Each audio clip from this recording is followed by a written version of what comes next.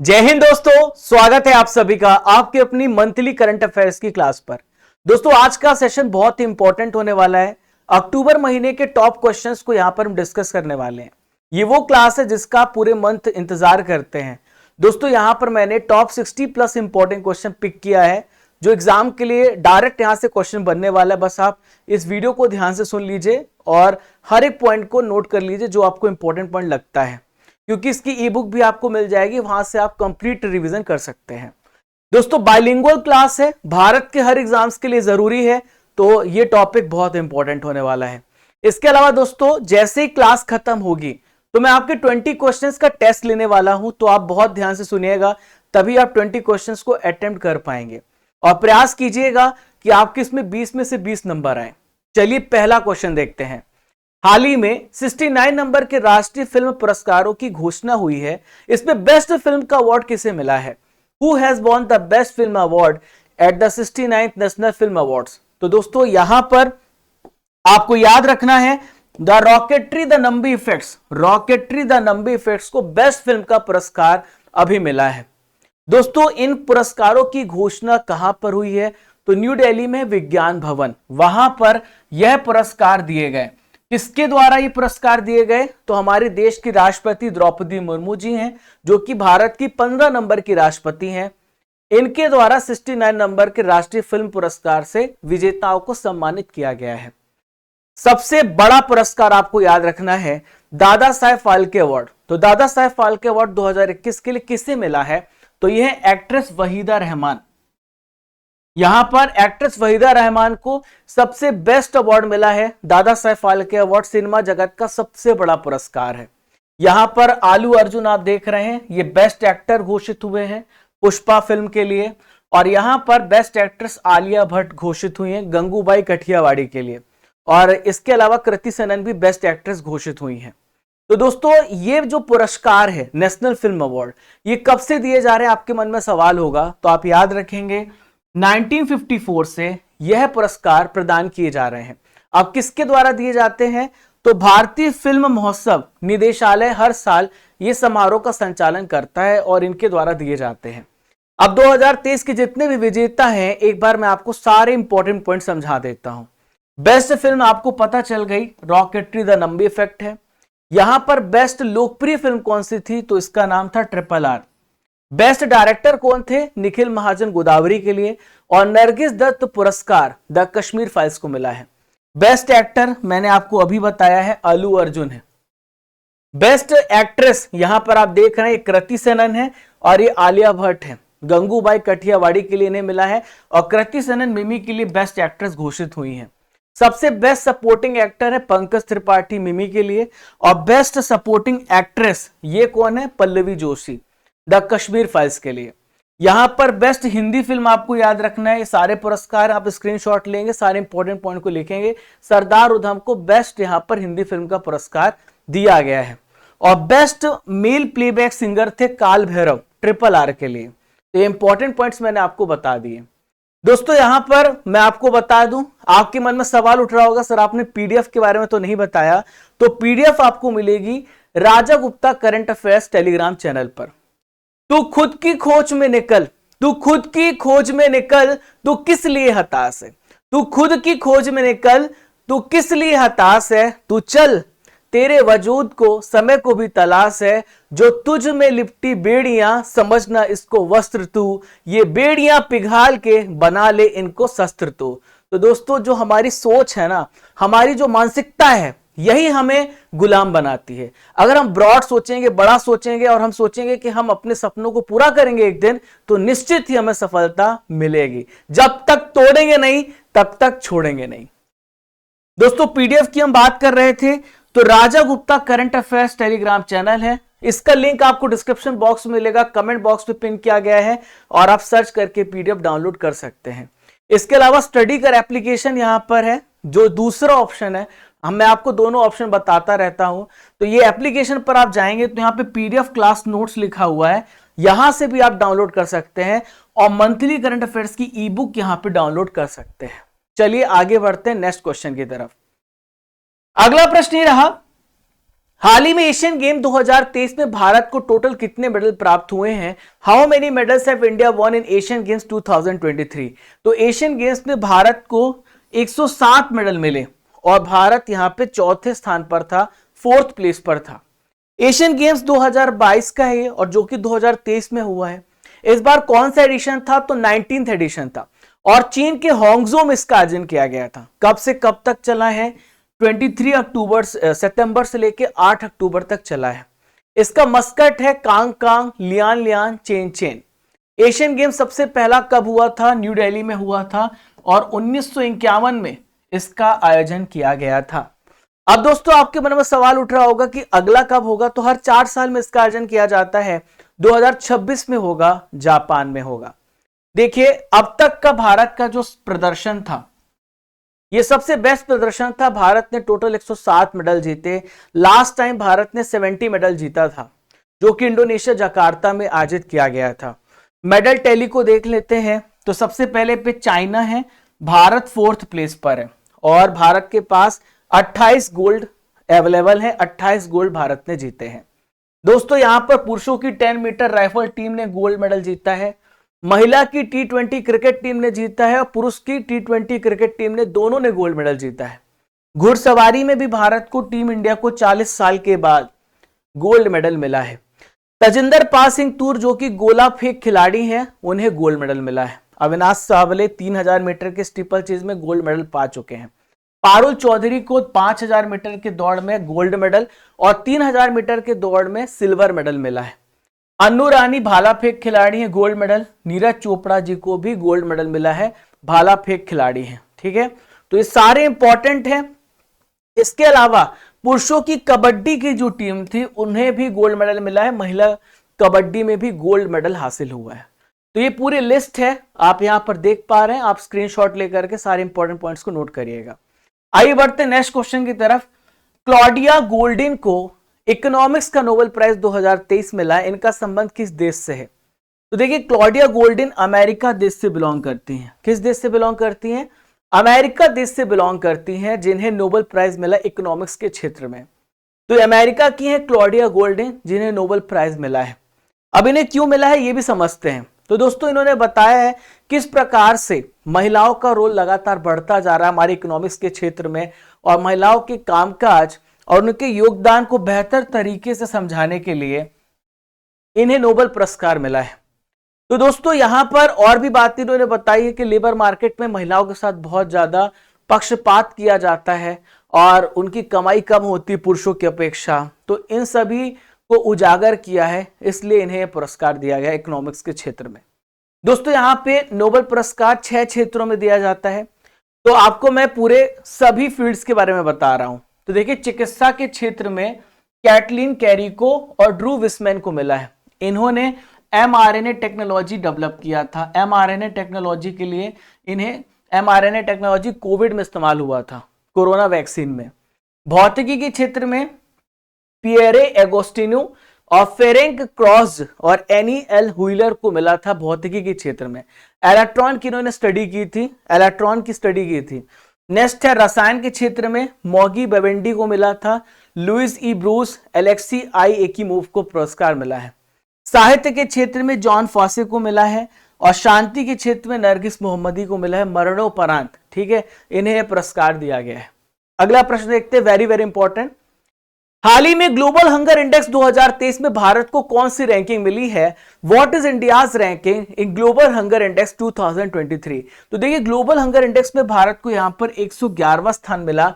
Bharat 11 place पर था। ये जो रिपोर्ट है ये जारी किया जाता है कंसर्न वर्ल्ड वाइड और वेल्ट हंगर हिल्फ के द्वारा। दोनों मिलकर के इस रिपोर्ट को जारी करते हैं, जो कि आयरलैंड और जर्मनी के दो नॉन गवर्नमेंट ऑर्गेनाइजेशन है, नॉन प्रॉफिट गवर्नमेंट ऑर्गेनाइजेशन है। देखिए इस बार 125 देशों में भारत को 111वां प्लेस मिला है। टोटल 125 कंट्रीज थे। पिछले बार भारत का प्रदर्शन थोड़ा बेहतर था। इस रिपोर्ट के हिसाब से भारत 107 प्लेस पर था। इस बार भारत 11 प्लेस पर पहुंच गया है। देखिए भारत के पड़ोसी देश भारत से अच्छा प्रदर्शन कर रहे, ऐसा रिपोर्ट कहती है। पाकिस्तान 102 स्थान पर है, बांग्लादेश 81 प्लेस पर है, सबसे टॉप में है बेलारूस। सबसे पहले स्थान पर कौन सा देश है? यह है बेलारूस। ठीक है, सबसे निचले स्थान पर कौन सा है? यह है सेंट्रल अफ्रीकन रिपब्लिकन, और उसके बाद है मेडागास्कर 124 प्लेस पर। नेक्स्ट क्वेश्चन आई देखते हैं, हाल ही में जाति गणना के आंकड़े जारी करने वाला पहला राज्य कौन सा बन गया है? Which state has become the first state to release the ethnic census data? तो दोस्तों बिहार पहला ऐसा राज्य है जिसने जाति गणना के आंकड़े जारी किए हैं। दोस्तों 2 अक्टूबर को ये आंकड़े जारी किए गए थे। बिहार के यहां पर एडिशनल चीफ सेक्रेटरी हैं, इनका नाम है विवेक सिंह। इन्होंने जाति गणना के आंकड़े जारी किए और बिहार पहला ऐसा राज्य है भारत में जिन्होंने जाति गणना जारी किया है। दोस्तों बिहार की पॉपुलेशन 12,53,53,288 बताई गई है इस रिपोर्ट में। यहां पर जो सेक्स रेशियो है वो है 953, 1000 में 953 महिलाएं यहां पर हैं, ऐसा रिपोर्ट ने बताया है। दोस्तों यहां पे हम बात करें तो जो अति पिछड़ा वर्ग है उसकी पॉपुलेशन सबसे ज्यादा है, प्रतिशत के मामले में 36% है। और यहां पर जो पिछड़े लोग हैं यानी बैकवर्ड क्लासेस हैं वो 27.12% है। इसके अलावा हिंदू की पॉपुलेशन सबसे ज्यादा है 81.99, मुस्लिम सेकेंड प्लेस पर आते हैं। यादव यहां पर जाति के मामले में यादव सबसे ज्यादा है, 14.26 यहां पर यादव है। रविदास सेकेंड नंबर पे आते हैं। नेक्स्ट क्वेश्चन आई देखते हैं। नेक्स्ट क्वेश्चन आप सभी की स्क्रीन पर ये रहा, हाल ही में सीमा सड़क संगठन जिसे हम बोलते हैं बीआरओ, तो बीआरओ के 28वें महानिदेशक कौन बने हैं? Who has become the 28th director general of BRO? तो दोस्तों यहां पर इसका राइट आंसर हो जाएगा रघु श्रीनिवासन। रघु श्रीनिवासन बीआरओ के 28वें महानिदेशक बने। ये हैं लेफ्टिनेंट जनरल रघु श्रीनिवासन, जिन्होंने 28वें महानिदेशक का पदभार यहां पर संभाला है। ये किनके स्थान पर आए हैं? तो राजीव चौधरी के स्थान पर यहां पर रघु श्रीनिवासन जी आए हैं। दोस्तों बात यहां पे बीआरओ की आई तो बीआरओ को समझते हैं।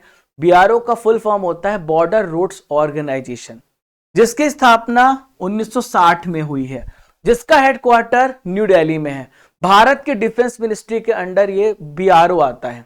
इसका काम होता है भारत की जो नॉर्थ बाउंड्री है, जैसे कि पाकिस्तान हो गया, और इसके अलावा आप यहां देखिए चाइना के साथ भारत की सीमा लगती है, तो यहां पर रोड्स को बनाना और उसको मेंटेन करने का काम बीआरओ का होता है। नेक्स्ट क्वेश्चन की ओर बढ़ते हैं। मैरीलैंड किस देश में है जहां पर डॉक्टर भीमराव अंबेडकर जी की सबसे बड़ी प्रतिमा स्थापित की गई है?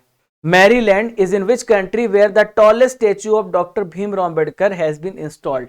तो मैरीलैंड कहां पर है? अमेरिका देश में है मैरीलैंड। कहां पर है? अमेरिका देश में है मैरीलैंड। दोस्तों 14 अक्टूबर को यहां पर इनकी मूर्ति आप देख पा रहे हैं, ये प्रतिमा आप देख पा रहे हैं, ये स्थापित हुई है।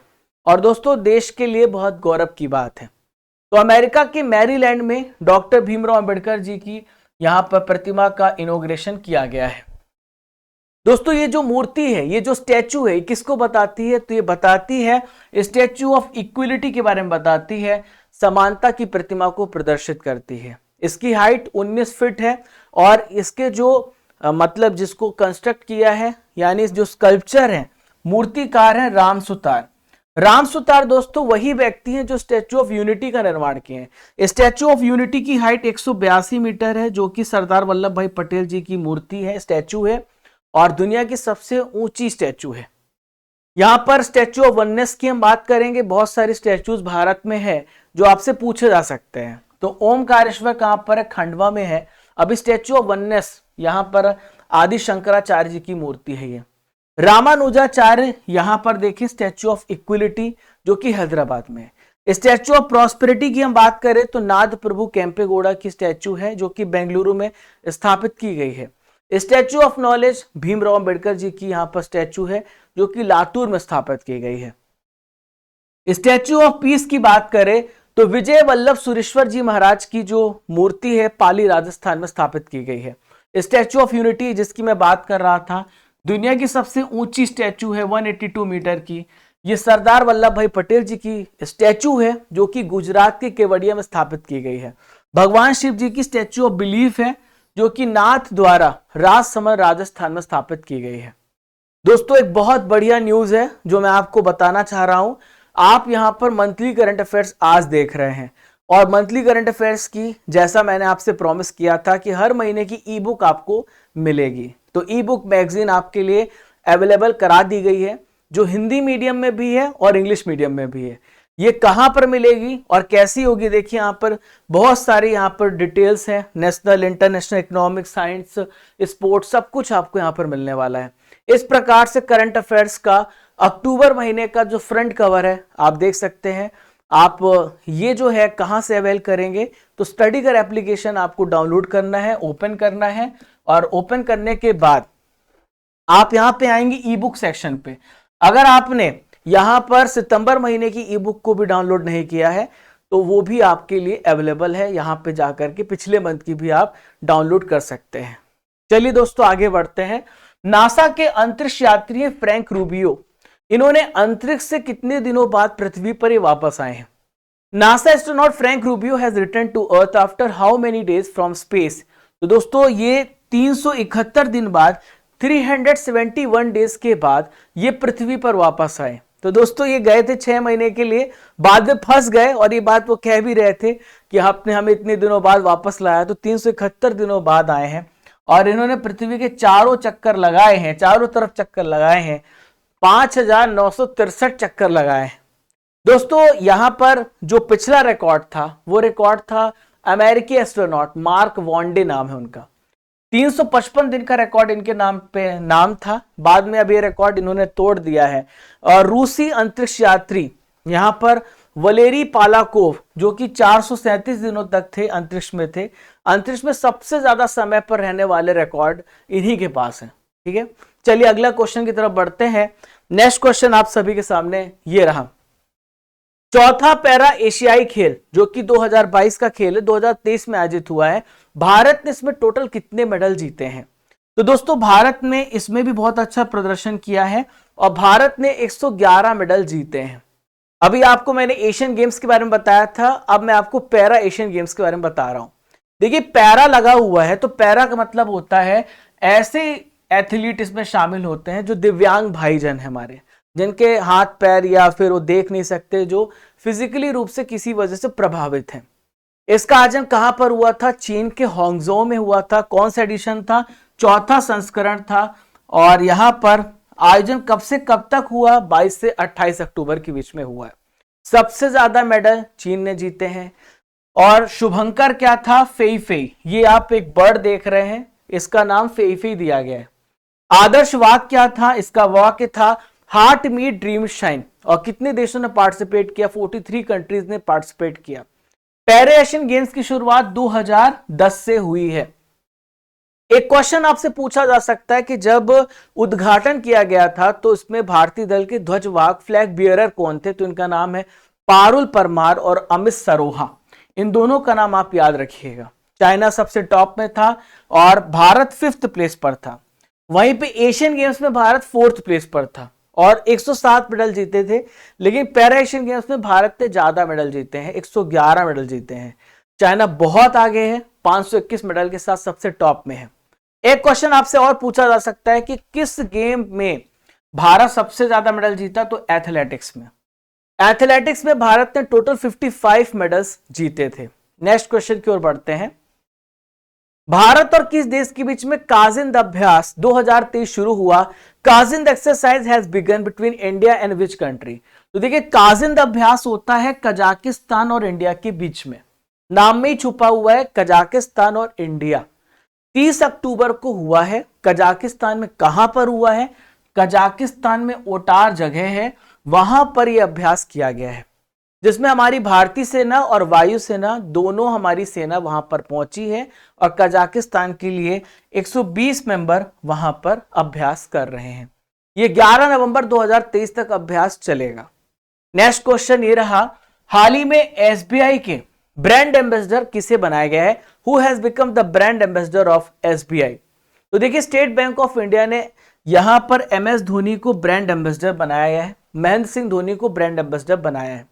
दोस्तों एमएस धोनी ने यहां पर एसबीआई को ये क्या करेंगे? प्रमोट करेंगे, जिसके ब्रांड एम्बेसडर बनाए गए हैं। इसके अलावा हाल ही में जियो मार्ट ने भी इन्हें ब्रांड एम्बेसडर बनाया है, जो कि रिलायंस रिटेल लिमिटेड RRL की फ्लैगशिप ई कॉमर्स वेंचर है जियो मार्ट, इसके भी ब्रांड एम्बेसडर ये बनाए गए हैं। हाल ही में बिशन सिंह बेदी का निधन हो गया, वह किस खेल से संबंधित थे? Bishan Singh Bedi has passed away, he was related to which sport? तो दोस्तों बिशन सिंह बेदी का निधन हुआ, इनका संबंध क्रिकेट से था, ये अब हमारे बीच में नहीं रहे। ये स्पिनर थे और इनका जो डेथ हुआ है 23 अक्टूबर को हुआ है 2023 को। ठीक है दोस्तों, भारतीय क्रिकेट टीम के पूर्व कप्तान थे और स्पिनर भी थे। इनका जन्म हुआ था 1946 में, अमृतसर में बिशन सिंह बेदी का जन्म हुआ था। नेक्स्ट है, देश का पहला nano liquid DAP fertiliser plant कहां पर शुरू किया गया है? Where has country's first nano DAP fertiliser been commissioned? तो दोस्तों देश का पहला नैनो डीएपी प्लांट गांधीनगर, जो कि गुजरात में है, वहां पर ही फर्टिलाइजर प्लांट शुरू किया गया है। 24 अक्टूबर को शुरू किया है भारत के होम मिनिस्टर अमित शाह जी ने। इसके अलावा दोस्तों इनके पास एक और मंत्रालय है जिसे बोलते हैं सहकारिता मंत्रालय, जो कोऑपरेटिव मिनिस्ट्री, अब एक नया मंत्रालय बना है। तो दोनों मंत्रालय के मंत्री हैं अमित शाह। दोस्तों ये प्लांट किसके द्वारा स्थापित किया गया? तो ये प्लांट इफ्को के द्वारा स्थापित किया गया। दोस्तों इस बॉटल को आप देख रहे हैं, ये 500 ml की बॉटल है, जो बहुत ज्यादा इफेक्टिव है, हमारे मिट्टी की उर्वरता को नष्ट नहीं करती, इफिशियंसी बढ़ाती है। इसको कैरी करना कितना आसान है। तो एक 45 किलोग्राम की अगर यूरिया आप खरीदते हैं, एक बोरी खरीदते हैं, तो एक बोतल 500 ml की, ये दोनों एक बराबर है। तो ये हमारे किसानों के लिए बहुत बड़ी बात है। अभी अमेरिका ने भारत से इसको इंपोर्ट करने के लिए भी समझौता किया है। ठीक है, तो फर्टिलाइजर के आयात पर हमारी निर्भरता भी खत्म होगी, हमें दूसरे देशों पर निर्भर रहना पड़ता था, इससे हमारा प्रोडक्शन और तेजी से बढ़ जाएगा। और अमेरिका ने हाल ही में भारत के साथ समझौता किया, एक एग्रीमेंट साइन किया है।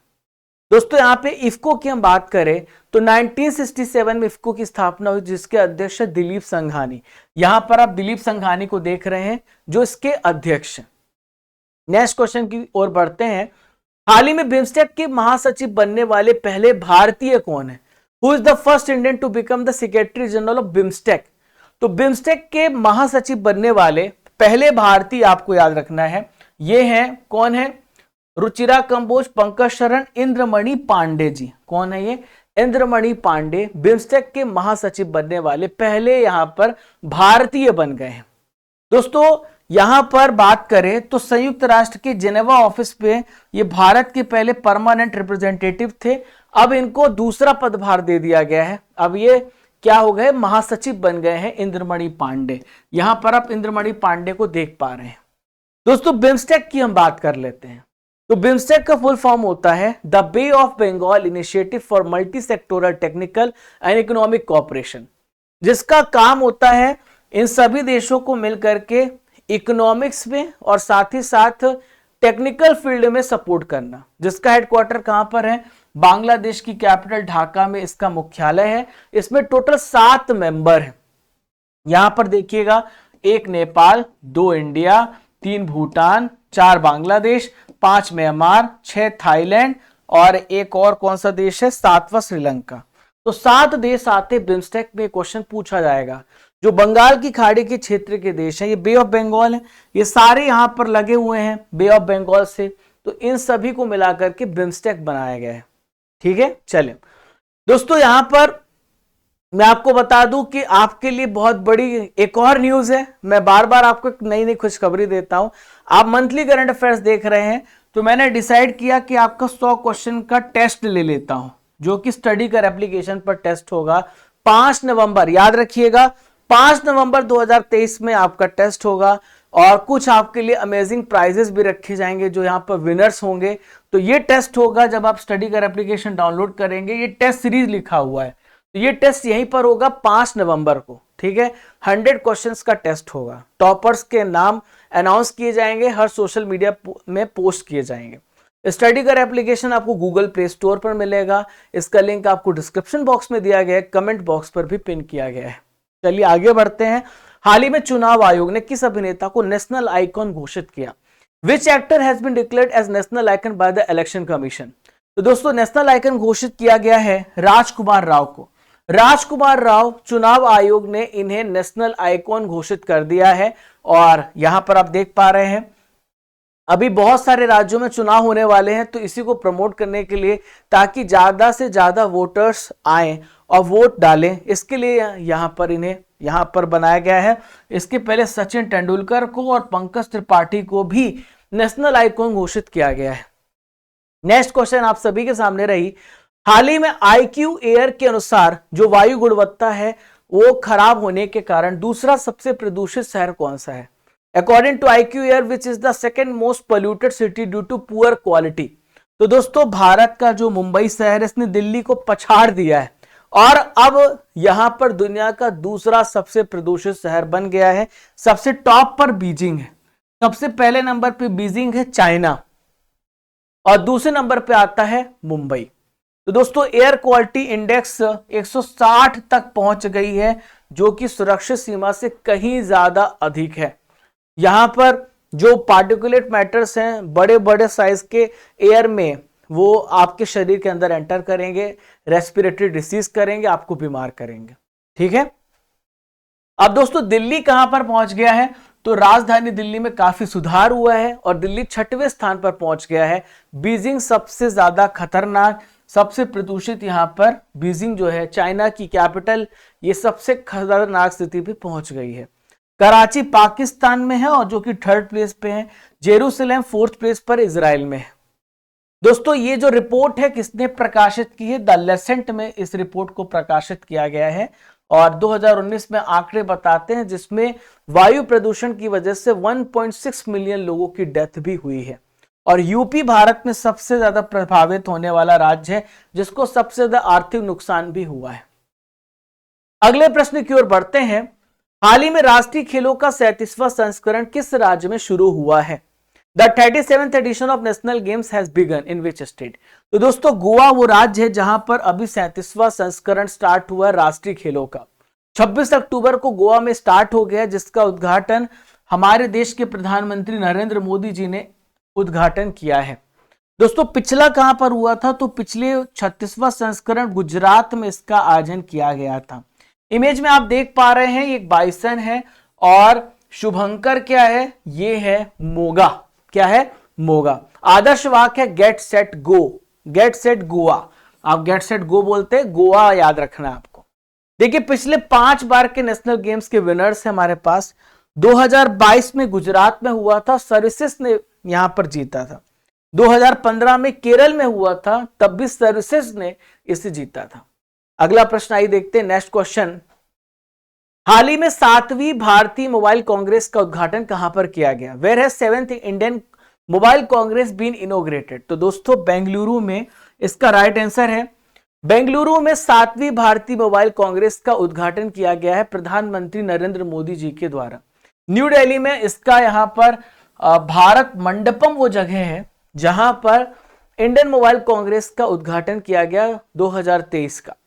देखिए यहां पर क्या किया गया, तो 100 5G लैब यहां पर सौंपे गए हैं, जिसमें नए नए इनोवेशंस को बढ़ावा दिया जाएगा। यहां पर आप अश्वनी वैष्णव को देख रहे हैं, जो भारत के रेलवे मिनिस्टर है। भारत के कौन है ये? रेलवे मिनिस्टर है। ओके, याद रखिएगा, इंपॉर्टेंट है। नेक्स्ट क्वेश्चन, भारत में ऑनलाइन वित्तीय धोखाधड़ी से लड़ने के लिए डीजी कवच प्रोग्राम किसने लॉन्च किया है?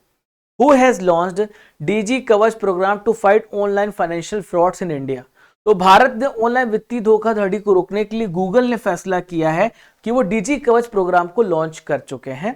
भारत के नागरिकों को इससे बचाने का प्रयास किया जाएगा। तो दोस्तों इसका यही लक्ष्य है, धोखाधड़ी जो गतिविधि है, जो फ्रॉड किया जाता है, उनसे बचाने के लिए इसे लॉन्च किया गया है।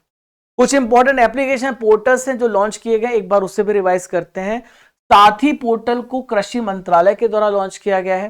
कॉल बिफोर डिग ऐप, इसमें जो अवैध उत्खनन होता है, जो माइनिंग होती है, कहीं भी खुदाई कर देते हैं, तो उसको रोकने के लिए आप यहां पर शिकायत दर्ज करा सकते हैं।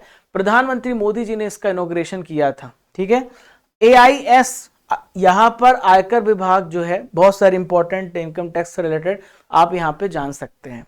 संगम युवा पोर्टल को शिक्षा और कौशल विकास मंत्रालय के द्वारा लॉन्च किया गया। आब प्रहरी ऐप को IIT दिल्ली ने लॉन्च किया है और प्रहरी ऐप को BSF और गृह मंत्रालय के द्वारा लॉन्च किया गया है। अगला क्वेश्चन आप सभी के स्क्रीन पर ये रहा। हाल ही में UNWTO ने मांडला गांव को सबसे बेस्ट पर्यटन गांव की सूची में शामिल किया। ये किस राज्य में स्थित है? UNWTO has included Mandla village in the list of best tourist village. It is located in which state? तो दोस्तों मांडला गांव पन्ना में है, जो कि मध्य प्रदेश राज्य में है। MP में है मांडला गांव। और 22 अक्टूबर को आपको याद रखना है, 22 अक्टूबर को UNWTO, जिसका फुल फॉर्म है United Nation World Tourism Organisation, इन्होंने बेस्ट पर्यटन गांव की लिस्ट जारी की। इसमें भारत के मांडला गांव को यहां पर शामिल किया और ये जो कि पन्ना जिले में है, MP में आता है। दोस्तों इसके अलावा एक और है जो कि गुजरात में धोर्डो गांव है, तो धोर्डो गांव को भी यहां पर शामिल किया गया UNWTO के द्वारा। UNWTO का हेडक्वार्टर स्पेन में है, हेडक्वार्टर स्पेन में मैड्रिड में है। देखिए इसमें 156 कंट्रीज शामिल हैं। 1975 में भारत इसका मेंबर बना था, सदस्य बना था। अरब सागर में एक बहुत तेज चक्रवात नाम का किस देश से टकराया है? The severe cyclone formed in the Arabian Sea has hit which country? तो जो ये तेज चक्रवात है ये यमन देश को जाकर के टकरा गया है और इसका नाम भारत ने दिया है। भारत ने तेज चक्रवात नाम दिया है, जो कि अरब सागर में बना और ये जाके यमन में टकराया है।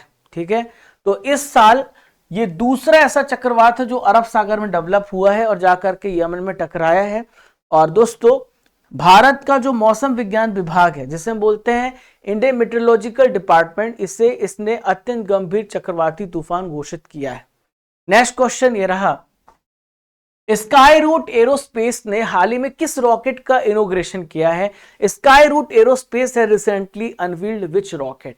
तो दोस्तों विक्रम-1 नाम का यहां पर जो एरोस्पेस है, स्काई रूट एरोस्पेस, इन्होंने एक नया रॉकेट का इनॉग्रेशन किया। इसका नाम है विक्रम-1, जो भारत के वर्तमान यूनियन साइंस और टेक्नोलॉजी मिनिस्टर जितेंद्र सिंह यहां पर आप देख रहे हैं, तो इनके द्वारा यहां पर इसकी लॉन्चिंग की गई हैदराबाद में।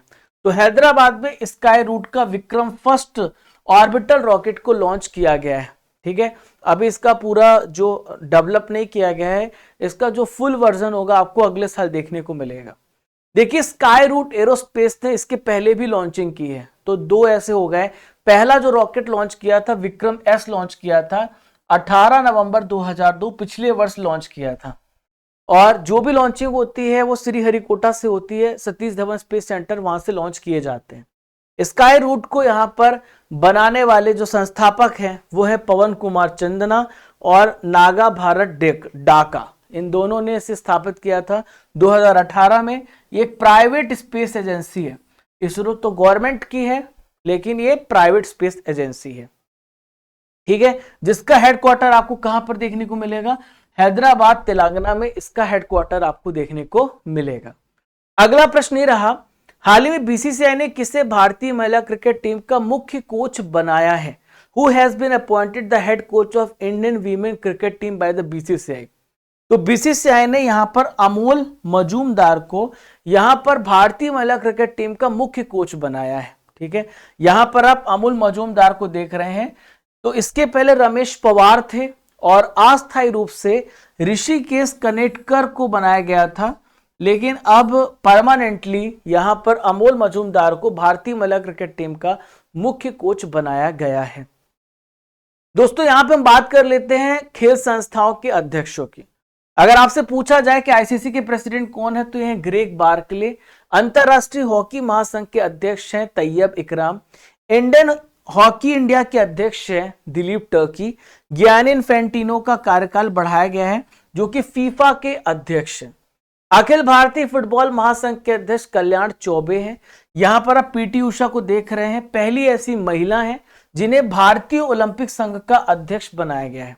राष्ट्रीय क्रिकेट अकादमी के अध्यक्ष VVS लक्ष्मण बनाए गए हैं। Table tennis federation of India के अध्यक्ष मेघना अहलावत बनाई गई हैं। अगला प्रश्न रहा, ISO प्रमाणन प्राप्त करने वाला भारत का पहला महिला पुलिस स्टेशन कौन सा बना है?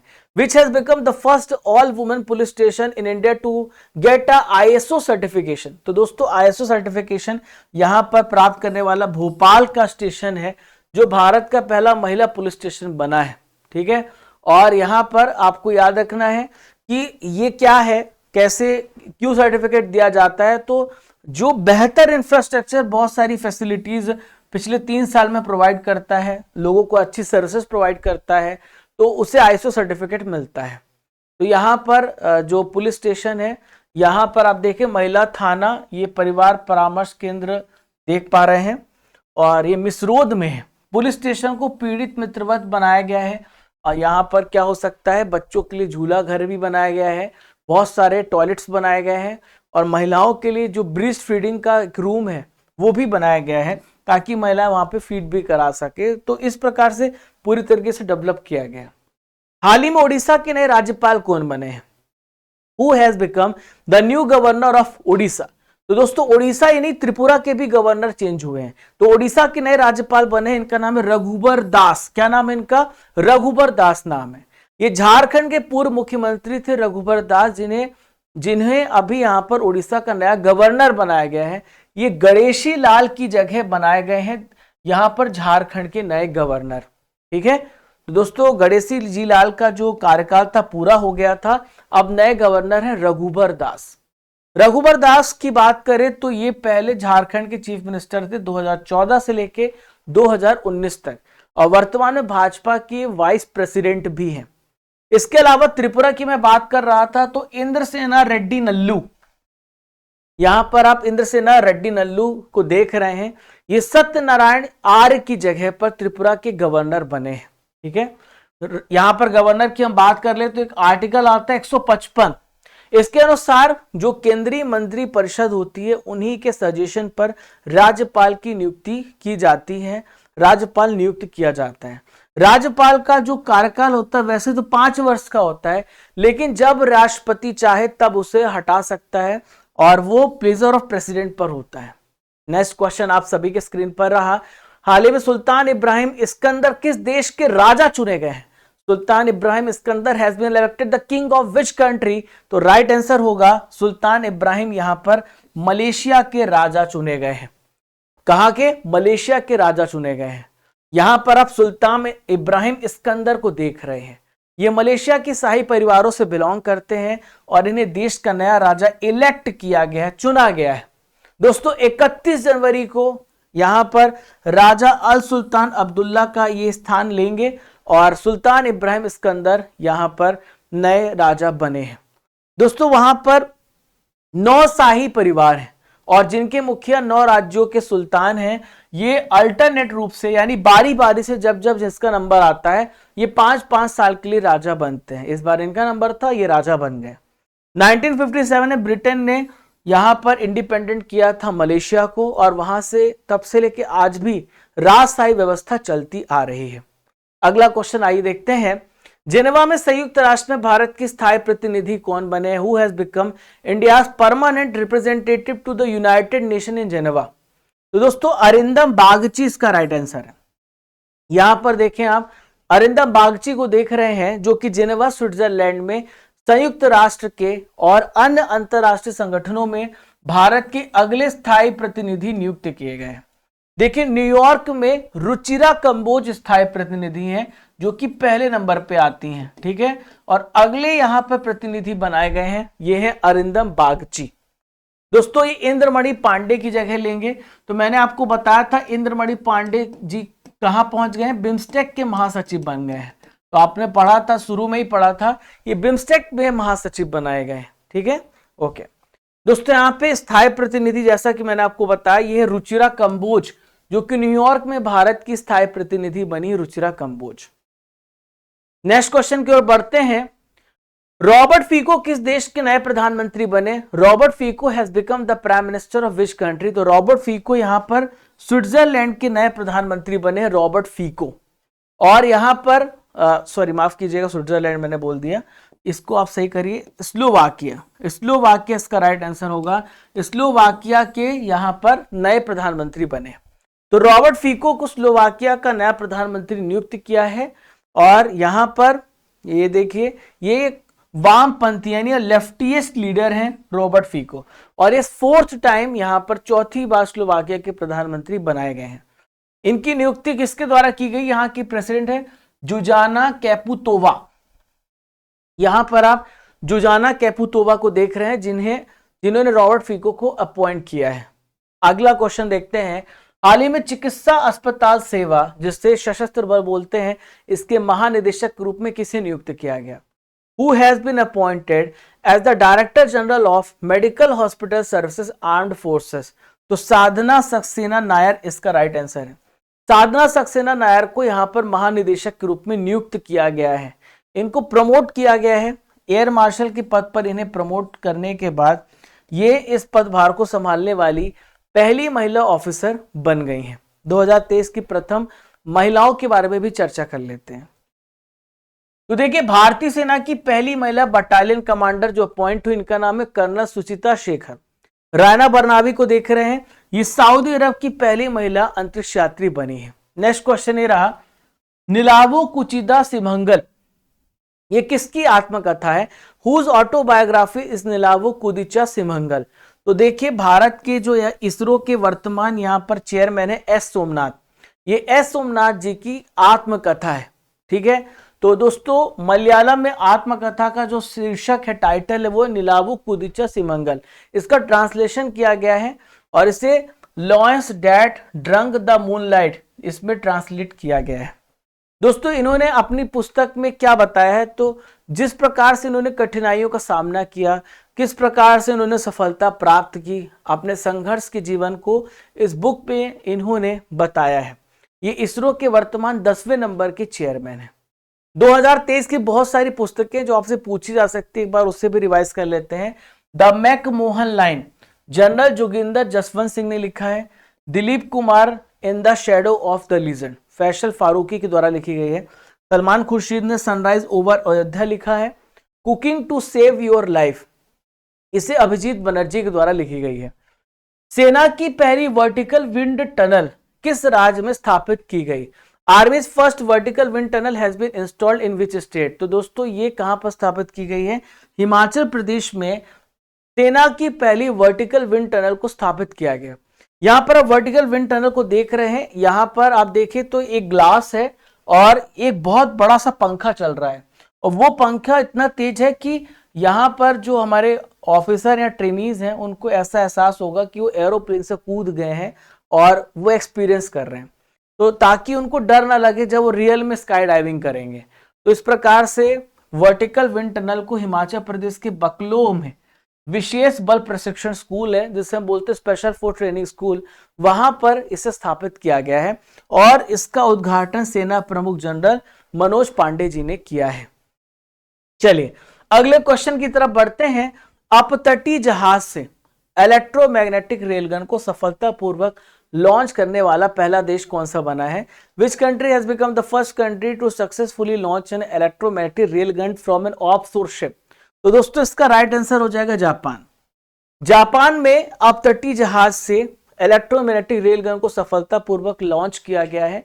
तो ये अपतटीय जहाज होता क्या है? एक ऐसे जहाज होते हैं जो बेसिकली डेवलप किए जाते हैं ओशंस में तेल की खोज के लिए और निर्माण का कार्य करते हैं, वहां से इसे लॉन्चिंग किया गया है। तो ये जो अपतटीय जहाज से विद्युत चुंबकीय रेलगन को सफलतापूर्वक लॉन्च किया गया और ऐसा करने वाला पहला कंट्री हो गया। ये बहुत ही डेडलीस्ट वेपन है और ऑब्जेक्ट को आसानी से फायर करने में सक्षम है, किसी भी ऑब्जेक्ट को बेहद तेज रफ्तार से दाग सकते हैं। चलिए अगला क्वेश्चन देखते हैं। नेक्स्ट क्वेश्चन, पैरालंपिक भाला फेंक खिलाड़ी सुमित तांतिल ने कितने मीटर का भाला फेंक करके एक नया विश्व रिकॉर्ड बनाया है? तो देखिए सुमित तांतिल, आपको याद रखना होगा, सुमित तांतिल देखिए भाला फेंक खिलाड़ी हैं। जिस प्रकार से आपको नीरज चोपड़ा का नाम याद रखना है, उसी प्रकार से सुमित तांतिल का नाम भी आपको याद रखना होगा। तो दोस्तों इन्होंने F-64 श्रेणी में 73.29 मीटर का भाला फेंक करके एक विश्व रिकॉर्ड बना दिया है और अपना ही रिकॉर्ड इन्होंने तोड़ा है। भारत को इन्होंने गोल्ड मेडल दिलाया है। नेक्स्ट है 54 नंबर के भारतीय अंतर्राष्ट्रीय फिल्म समारोह IFFI का आयोजन कहां पर किया जाएगा?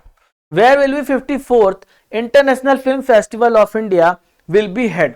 तो दोस्तों IFFI का जो यहां पर आयोजन किया जाएगा, ये गोवा में आयोजित किया जाएगा, जो 20 से लेकर 28 नवंबर तक होगा। ठीक है, ये 20 से 28 नवंबर तक इसका आयोजन किया जाएगा। 54 नंबर के भारतीय अंतर्राष्ट्रीय फिल्म समारोह में भारतीय पैनोरमा सेक्शन की 25 फीचर और 20 नॉन फीचर फिल्मों का चयन किया गया जिसे दिखाया जाएगा। देखिए, international film festival of India जो है इसकी स्थापना कब हुई है? 1952 में इसकी स्थापना हुई है। इसका आयोजन गोवा में होता है।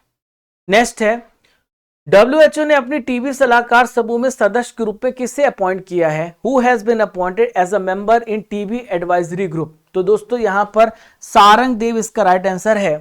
सारंग देव को टीबी सलाहकार समूह में एज अ मेंबर अपॉइंट किया गया है। यहां पर आप सारंग देव को देख रहे हैं जो कि टीबी को खत्म करने के लिए रणनीतिक और तकनीकी सलाहकार समूह के सदस्य अपॉइंट किए गए हैं। हाल ही में केंद्र सरकार ने किस स्टेट में जमरानी बांध परियोजना को मंजूरी दे दी है? The central government has approved the Jamrani dam project in which state? तो जमरानी बांध दोस्तों उत्तराखंड राज्य में बनाया जाएगा। कहां पर बनाया जाएगा? उत्तराखंड राज्य में जमरानी बांध को बनाया जाएगा। उसकी मंजूरी दे दी गई है। दोस्तों उत्तराखंड में नैनीताल जिला, जहां पर रामगंगा नदी की यहां पर एक ट्रिब्यूटरी नदी है, सहायक नदी है, इसका नाम है गोला नदी।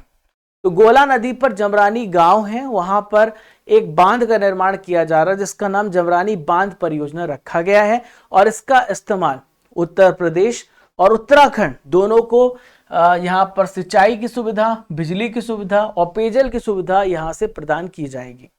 हाल ही में कौन सा देश दुनिया का सबसे बड़ा अंडर वाटर टेलीस्कोप ट्राइडेंट बना रहा है?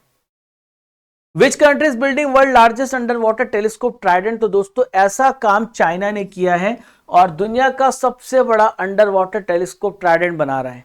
यहां पर आप टेलीस्कोप को देख रहे हैं जो पानी के अंदर, जरा आप इमेजिन करिए, इसे पानी के अंदर बनाया गया है ट्राइडेंट को। अब आपके मन में सवाल उठ रहा होगा, सर क्यों कर रहे हैं ऐसा? तो इसलिए कर रहे हैं, ये घोस्ट पार्टिकल्स की खोज करेंगे। घोस्ट पार्टिकल्स वो पार्टिकल्स होते हैं जो देखे नहीं जा सकते पानी में, उन्हें घोस्ट पार्टिकल्स कहा जाता है। और इसमें 24,000 ऑप्टिकल सेंसर्स लगाए गए ताकि घोस्ट पार्टिकल्स को देखा जा सके। उससे हमें ब्रह्मांड के और भी रहस्य, समुद्र के और भी रहस्य देखने को, समझने को मिलेंगे। ठीक है दोस्तों, साइंस और टेक्नोलॉजी से रिलेटेड प्रश्नों को एक बार डिस्कस करते हैं।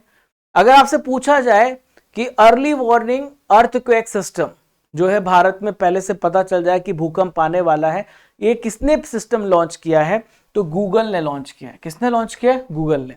दोस्तों अब दुनिया में कितने कॉन्टिनेंट हैं? तो दुनिया में 8 कॉन्टिनेंट हैं। अभी न्यू एक कॉन्टिनेंट खोजा गया, इसका नाम है जीलैंडिया। जीलैंडिया 8वां कॉन्टिनेंट है। ये वही जगह है जहां पर न्यूजीलैंड है। नेक्स्ट है, नोकिया ने अभी फैसला किया है कि बेंगलुरु में वो 6G लैब सुविधा खोलेंगे। नेक्स्ट क्वेश्चन आप सभी के सामने रहा, हाल ही में संयुक्त सैन्य अभ्यास जिसे हम बोलते हैं हरिमाऊ शक्ति, भारत और किस देश के बीच में शुरू हुआ है? ज्वाइंट मिलिट्री एक्सरसाइज हरिमाऊ शक्ति has begin between India and which country? तो हरिमाऊ एक्सरसाइज होता है, ये भारत और मलेशिया के बीच में होता है। भारत और मलेशिया के बीच में हरिमाऊ एक्सरसाइज यहां पे कंडक्ट किया गया है। ठीक है दोस्तों, हरिमाऊ जो एक्सरसाइज है ये उमरोई जो कि मेघालय में, वहां पर हो रहा है। और मलेशिया सेना की जो टुकड़ी है 5th रॉयल बटालियन के सैनिक इसमें पार्टिसिपेट कर रहे हैं। विश्व कप में सबसे तेज शतक लगाने वाला बैट्समैन कौन बन गया है? दोस्तों यहां पर वर्ल्ड कप का माहौल है, एक क्वेश्चन तो बनता है इसमें भी, who has become the fastest batsman to score a century in the world cup? तो दोस्तों ये कारनामा ग्लेन मैक्सवेल ने किया है। मात्र 40 गेंदों में यहां पर इन्होंने शतक ठोक दिया और 40 गेंद में 101 रन इन्होंने बनाए हैं।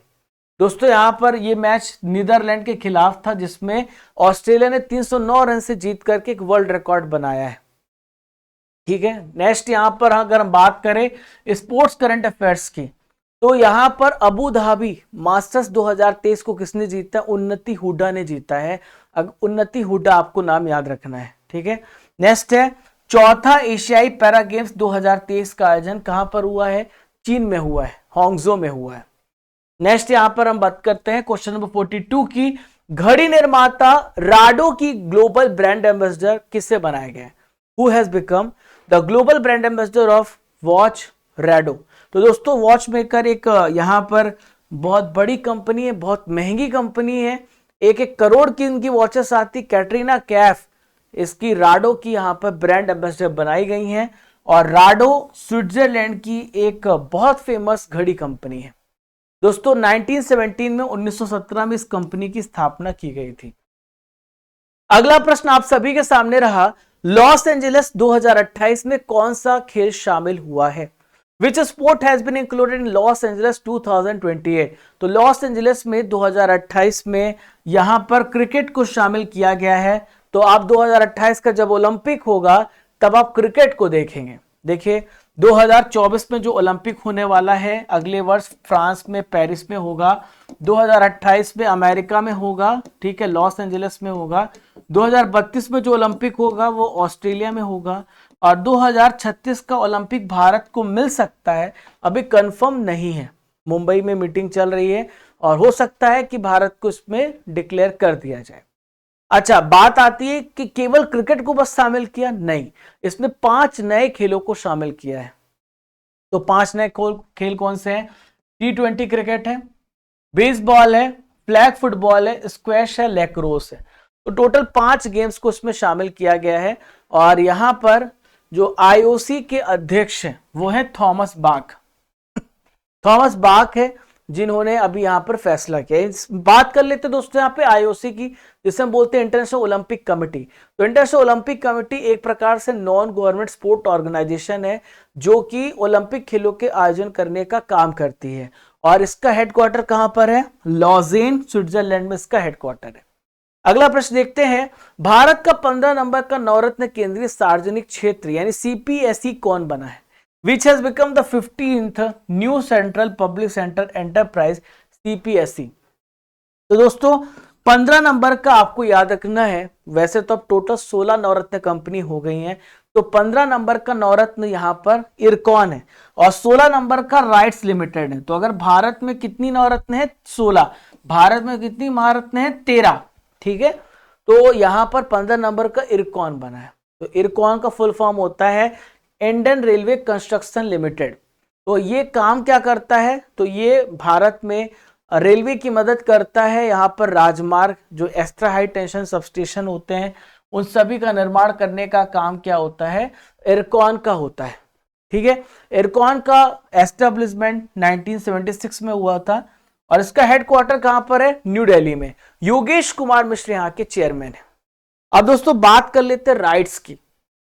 तो राइट्स का फुल फॉर्म होता है rail India technical economic service और ये काम क्या करता है? ये करता है ये ट्रांसपोर्ट और इंजीनियरिंग और यहां पर इंफ्रास्ट्रक्चर को बनाने का काम करता है। ये मदद करता है नेशनल हाईवे, एयरपोर्ट, शहरी इंजीनियरिंग और निरंतरता बंदर और यहां पर बंदरगाह, जलमार्ग, ऊर्जा प्रबंधन, बहुत सारे क्षेत्र में रेलवे की मदद करता है। नेक्स्ट क्वेश्चन, डेनियल नोबोआ किस देश के हाल ही में राष्ट्रपति बने? Daniel Noboa has become the president of which country? तो डेनियल नोबोआ इक्वाडोर के राष्ट्रपति बने। किसके बने? इक्वाडोर के नए प्रेसिडेंट बने डेनियल नोबोआ। ठीक है, सबसे युवा राष्ट्रपति बने हैं डेनियल नोबोआ और इनको 52.29% का वोट परसेंटेज मिला है। ठीक है, इक्वाडोर की बात करें तो साउथ अमेरिका का एक कंट्री है इक्वाडोर। आप यहां पर मैप में देख पा रहे हैं, तो ये साउथ अमेरिका का कंट्री है। इक्वाडोर वही कंट्री जिसकी सीमा ब्राजील के साथ नहीं लगती और यहां पे चिली है। 2 ऐसे कंट्री जिनकी सीमा ब्राजील को नहीं छूती है। इक्वाडोर की कैपिटल है क्यूटो। यहां पे करेंसी यूज होती है यूएस डॉलर। ठीक है, और यहां पर लैटिन अमेरिका में 34 सबसे ज्यादा अधिक हत्या वाला देश यही है। कुछ इंपॉर्टेंट अपॉइंटमेंट हुए, एक बार उसे रिवाइज करते हैं। मालदीव्स के नए प्रेसिडेंट हैं मोहम्मद मुइजू और इनके बाद से भारत में एक विवाद सा छिड़ गया है क्योंकि ये भारतीय सैनिकों को वहां से निकालने का काम कर रहे हैं। बताते हैं इनको हमने बहुत मदद की है। नेक्स्ट है वनुआतु के प्रधानमंत्री कौन बने? सातो किल्मन। थर्मन शनमुगारत्नम सिंगापुर के नए प्रेसिडेंट बने हैं। जिम्बाब्वे के नए प्रेसिडेंट हैं एमरसन मंगवांगवा। ठीक है, नेक्स्ट क्वेश्चन देखते हैं। हाल ही में यूरोपीय संघ के शीर्ष मानवाधिकार पुरस्कार से किसे सम्मानित किया है? Who has been awarded Europe's union top human rights award? तो दोस्तों यहां पर आपको याद रखना है नरगिस मोहम्मदी इसका राइट आंसर है। नरगिस मोहम्मदी यूरोपीय संघ के शीर्ष मानवाधिकार पुरस्कार से सम्मानित की गई। इनको मरणोपरांत पुरस्कार मिला है, यानी पिछले वर्ष इनकी डेथ हो गई है। डेथ क्यों हुई, कहानी को समझते हैं। तो पहले समझिए, ईरान देश की हैं। किस देश की हैं? ईरान देश की हैं। तो दोस्तों इनको पुलिस ने कस्टडी में लिया था। क्यों लिया था? क्योंकि यहां पर एक कानून है ईरान में जिसे बोलते हैं हेड स्कार्फ कानून, बुर्का कानून है। आपको पूरा चेहरा शरीर ढकना होता है काले कपड़े से, ठीक है। तो इसके खिलाफ ये आवाज उठा रही थी और कह रही थी कि यहां पर महिलाओं को हक है, लड़कियों को हक है। बाद में इनको कस्टडी में ले लिया गया और 16 सितंबर 2022 की बात है दोस्तों, जब महसा अमीनी की डेथ हो गई, इनकी मृत्यु हो गई। और दोस्तों 13 दिसंबर को ये पुरस्कार समारोह आयोजित है किया जाएंगे और फिर इनके परिजनों को या किसी स्पेशल व्यक्ति को दिया जाएगा। साखारोव पुरस्कार की बात करें तो 1988 में इसकी शुरुआत हुई है और ये आप यहां पर देख पा रहे हैं, इनका नाम है आंद्रेई साखारोव। ये सोवियत संघ के पूर्व सोवियत भौतिक विज्ञानी हैं और नोबेल शांति पुरस्कार भी मिला इनको 1975 में। तो इन्हीं की याद पर साखारोव पुरस्कार दिया जाता है। अगले प्रश्न की ओर बढ़ गए दोस्तों, चलिए देखते हैं हाल ही में प्यूमा के ब्रांड एम्बेसडर कौन बने। Who has become the brand ambassador of Puma. तो प्यूमा के ब्रांड एम्बेसडर बने हैं मोहम्मद शामी और बेहतरीन प्रदर्शन किया है मोहम्मद शामी ने। 5 विकेट पहले मैच में, अपने दूसरे मैच में 4 विकेट। और यही कहते हैं कि आपको जब कोई व्यक्ति दरकिनार करे, जब आपको कोई आपसे मतलब आपका अपमान करे या फिर कुछ भी आप समझे, तो ये इनको बिठा दिया गया था और एक्सपेक्ट भी नहीं कर रहे थे, लेकिन जब मौका मिला तो इन्होंने अपना जलवा दिखा दिया। आप लोग को भी जीवन जो है हमेशा मौका देती है जलवा दिखाने का, ठीक है दोस्तों। प्यूमा की बात करें तो प्यूमा एक जर्मनी की कंपनी है। 1948 में इसकी स्थापना हुई है। इसका हेडक्वार्टर कहां पर है? हर्जो गैनोरॉच, जो कि जर्मनी में है और दुनिया की बहुत बड़ी स्पोर्ट्स वेयर निर्माता कंपनी है। नेक्स्ट है ग्लोबल रिमोट वर्क इंडेक्स जारी किया गया। भारत को कौन सा प्लेस मिला है? What position has India got in the global remote work index. तो ग्लोबल रिमोट वर्क इंडेक्स में भारत को 64th प्लेस मिला है। भारत 64वें स्थान पर। और ये जो रिपोर्ट है एक नॉर्ड लेयर है जो हर साल इस रिपोर्ट को जारी करता है और ये साइबर सुरक्षा फर्म है नॉर्ड लेयर, ठीक है। तो ये बताता है कि भारत में कोई भी ऐसा अगर कोई सॉफ्टवेयर इंजीनियर कोई भी व्यक्ति है भारत में किसी भी जगह पर बैठ करके आसानी से काम कर सकता है। तो ऐसा सही नहीं है भारत के लिए। भारत 64वें स्थान पर है, उसके लिए प्रॉपर इंटरनेट होना चाहिए, प्रॉपर फैसिलिटीज होनी चाहिए। तो ग्लोबल रिमोट इंडेक्स में भारत पिछले वर्ष 49 प्लेस पर था और इस साल भारत जो है 64 प्लेस पर पहुंच गया है। देखिए यहां पे हम बात करें तो सर्फ सार्क थी जिसने इस रिपोर्ट को जारी किया था। 2019 में सर्फ सार्क जो है इसकी स्थापना की गई थी। ग्लोबल रिमोट इंडेक्स में सबसे टॉप कंट्रीज डेनमार्क है, सेकंड पे नीदरलैंड, थर्ड पे जर्मनी है। नेक्स्ट क्वेश्चन आई देखते हैं। हाल ही में वैश्विक पेंशन सूचकांक 2023 जारी किया गया। भारत को कौन सी रैंक मिली है? What is India's rank in global pension index. तो दोस्तों अभी ग्लोबल पेंशन इंडेक्स जारी किया गया और भारत की जो रैंकिंग है यहां पर घट गई है और 45 भारत की स्थान है। भारत बहुत नीचे है, भारत 45वें स्थान पर पहुंच गया है। 47 कंट्रीज में भारत का स्थान 45 है। दोस्तों एक इंस्टीट्यूट है जिसका नाम है मर्सर सीएफए इंस्टीट्यूट है जो कि यूएसए में है। इन्होंने इस इंडेक्स को जारी किया और भारत की रैंक 47 देशों में 45 प्लेस पर पहुंच गई है, जो एक चिंताजनक बात है कि किस प्रकार से। देखिए पेंशन मतलब होता है कि बहुत सारे ऐसे भारत में लोग हैं जो 60 वर्ष के बाद काम करने के बाद उनका कोई सुरक्षा नहीं मिलती है। बहुत सारे देशों में उनको सुरक्षा मिलती है, जैसे जो ठेला लगाते हैं, जो छोटी छोटी दुकान लगाते हैं, और तो उनके लिए सुरक्षा की कोई व्यवस्था नहीं है, ये इंडेक्स बताता है। इसमें नीदरलैंड टॉप पर है, आइसलैंड सेकंड प्लेस पर है, डेनमार्क थर्ड प्लेस पर है। चलिए अगले प्रश्न की ओर बढ़ते हैं। सबसे तेज अर्धशतक लगाने वाले भारतीय क्रिकेटर कौन बन गए हैं? Who has become the fastest Indian cricketer to score a half century. तो दोस्तों सबसे तेज अर्धशतक लगाया आशुतोष शर्मा ने। आशुतोष शर्मा ने रेलवे के बल्लेबाज है आशुतोष शर्मा, जिन्होंने सबसे तेज रिकॉर्ड बनाया है अर्धशतक का। इन्होंने युवराज सिंह का रिकॉर्ड तोड़ दिया है। आशुतोष ने सैयद मुश्ताक अली ट्रॉफी के दौरान ग्रुप सी का मुकाबला चल रहा था और अरुणाचल प्रदेश के खिलाफ केवल 11 बॉल्स में अर्धशतक लगा दिया है। 2007 में रिकॉर्ड युवराज सिंह ने बनाया था, मात्र 12 गेंदों में इन्होंने अर्धशतक ठोका था। भारतीय सेना ने कहां पर पहला मोबाइल टावर स्थापित किया है? Where has Indian army installed the first mobile tower? तो भारतीय सेना ने यहां पर सियाचिन में सबसे बड़ा यानी सबसे ऊंचाई पर मोबाइल टावर स्थापित किया। बहुत बड़ी बात है दोस्तों। यहाँ पे -58 डिग्री सेल्सियस टेम्परेचर है। दुनिया का सबसे बड़ा, ये आप कह सकते हैं हाईएस्ट वाटर बैटलफील्ड है। सबसे ऊंचाई पर हमारे सैनिक यहाँ पर तैनात है ताकि हम अच्छे से यहाँ पर सुरक्षित रह सके। और यहाँ पर मोबाइल टावर स्थापित किया जो कि कम्युनिकेशन के लिए बढ़िया हो जाएगा। और काराकोरम रेंज में सियाचिन ग्लेशियर है जहां पर इसे स्थापित किया गया, लद्दाख यूनियन टेरिटरी में। किस अंतरिक्ष एजेंसी ने क्षुद्रग्रह बेन्नू पर कार्बन और जल होने की पुष्टि की है? Which space agency has confirm the presence of carbon and water on asteroid Bennu? तो दोस्तों नासा ने कंफर्म किया है। नासा ने बताया है कि जो क्षुद्रग्रह बेन्नू है वहां पर इन्होंने स्टडी किया जहां पर कार्बन और वाटर दोनों पाया गया है। दोस्तों 1999 में ये जो क्षुद्रग्रह है इसको खोजा गया था। ठीक है, पहले इसको 1999 RQ-36 बोला जाता था। अब इसे बेन्नू कहा जाता है, एस्टेरॉयड बेन्नू कहा जाता है। यहीं पर बहुत ज्यादा मात्रा में कार्बन पाया गया है और वाटर पाया गया है। जो मिट्टी है, खनिज है, जो डाटा कलेक्ट किया गया था वहां से इसे डाटे से पता चला है। और बेन्नू की बात करें तो ये 4.5 अरब वर्ष पुराना एक छोटा सा पृथ्वी का ही पार्ट है, ऐसा बोला जाता है। पृथ्वी के करीब से ये गुजरा है कई सालों से। ठीक है, और इसकी खोज 1999 में हुई थी। नेक्स्ट है विश्व स्वास्थ्य शिखर सम्मेलन 2023 किस देश में आयोजित किया गया है? In which country world health summit has been organise? तो दोस्तों जर्मनी की बर्लिन में, आपको याद रखना है, विश्व स्वास्थ्य शिखर सम्मेलन का आयोजन किया गया जर्मनी की बर्लिन में।